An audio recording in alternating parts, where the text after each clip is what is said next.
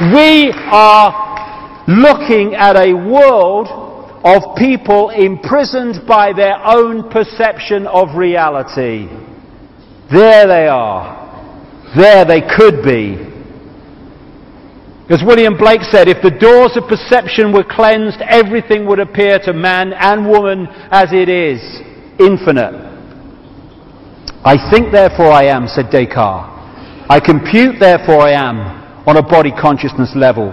I am, therefore I am, in terms of infinite consciousness. That's who we are. What's your name? Everything you can ever think of. And just go through this before. I've kept to time well, purely by bloody accident, mine. On one level, as I said earlier, this is a mathematical construct. This is one reason why things like numerology and numerological sequences are found all the time in secret society lore and stuff. And if you look at the codes of DNA, they've got a very digital mathematical feel about them. Same with DNA when you look at it. We are digital on one level. The Earth grid, as above, so below. The Earth is an energetic construct in the same way that we are, and it has a structure of energy lines called ley lines, meridian lines, whatever. And these are very geometrical in the way that they are laid out. Again, mathematics, geometry. And algebra, I like it, yeah. The Earth grid equals xy squared. And xy squared, where did that come from? I don't know. Anyway, so here's the grid, and the lines are geometrical. And what a lot of people have now researched ancient structures and temples and standing stones and what have you. They found that they are amazingly, stands back in amazement, in geometrical relationship to each other all over the world. How did they do that? Miraculous? No. If you have that ancient knowledge, and I'll come to that in the second half, or the second section, you know where these vortexes are. If you put a temple or a construction on that vortex, it is going to be in relationship geometrically to these other ones, because you're putting it on a geometrically formed grid. And just like we have the chakra system of vortexes, so does the Earth. And like I say, things like Stonehenge and these great constructions of the ancient world were invariably put on these vortex points, which is where the geometrical relationship comes from.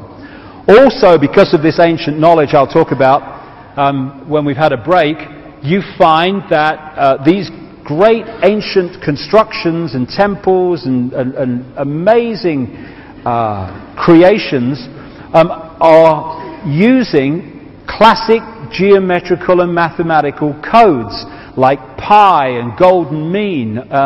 Extraordinary. Also, what comes up a lot is the Fibonacci sequence of numbers, which was attributed in terms of discovery, although it seems it was known long before, to this guy Leonardo Pisano Fibonacci. I'm not sure, I think he was Italian, I'm not sure. And the Fibonacci sequence is you add the two numbers together to get the next one. And this sequence you find throughout nature and throughout the formation and the relationships of parts of the human body and the human face. You find this Fibonacci sequence, because that's the mathematical construct level of reality manifesting itself. The same with how flowers grow and how flowers are formed. This Fibonacci sequence of numbers and mathematics comes up again and again and again. Same with these other golden mean and pi stuff as well.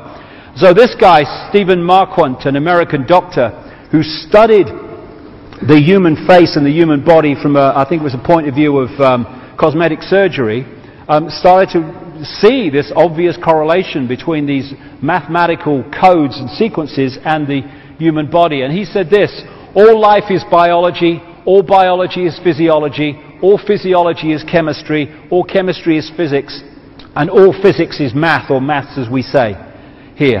And he might have added, and all maths is energy, because that's the next level of it.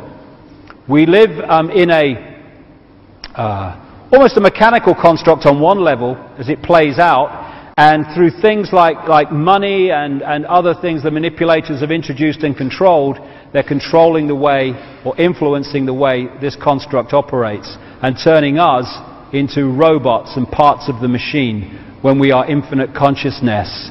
It's the same with astrology. When we're born at a certain time, we pick up energetic vibrational fields that are around at that time that are affected by the relationship of the planets of that time, the sun at that time. And they can influence us because this affects our body consciousness auric field, and as we go through the sequences through our lives, as the planets move, we are going to be affected by them in a different way to someone born at another time in the cycle who will carry a different vibrational field and therefore interact with the planets in a different way. And these forces, these same forces, are what hold planets in the positions they're in. And when those forces change or move, so do the planets. So, as we finish this first section, what is reality? Whatever we believe it is, and more than that, given what we're going to talk about in the second section, whatever we are told to believe it is. This is the foundation of the conspiracy. And I've started with this because from that, as we move through the day, the way society is structured and the way that the whole system that we experience every day works starts to make dramatically more sense once we realize what we're dealing with, and also have the knowledge that those in the shadows, not the bushes and people like that, the ones with the real power, they understand all this, and they've structured society with that knowledge to control us through this knowledge. So it's not, the world is not controlled by men in dark suits sitting round a table. It's massively influenced by them because they're playing out this conspiracy. They're not the origins of it. This is where a lot of conspiracy researchers go so far and stop. They think this is it. It's the Bilderberg Group. It's the Council on Foreign Relations. It's the Freemasons. No. This is one level of it being played out. Behind that are the shadow people, the human shadow people, who operate behind the scenes, who control those people who are apparently in power and appear on the news and sign the legislation, but the real power's here. And they in turn are controlled by the other dimensional shadow people, which I'll get to big time in the second section. Crazy lizard. So, this is it. This is what it is. Tick-tock, tick-tock, tick-tock. It is a mind game. And that's great news, because we, with this knowledge, and with the knowledge of who we are, the dramatic, infinite genius of who we are, can take that power back. Thank you very much.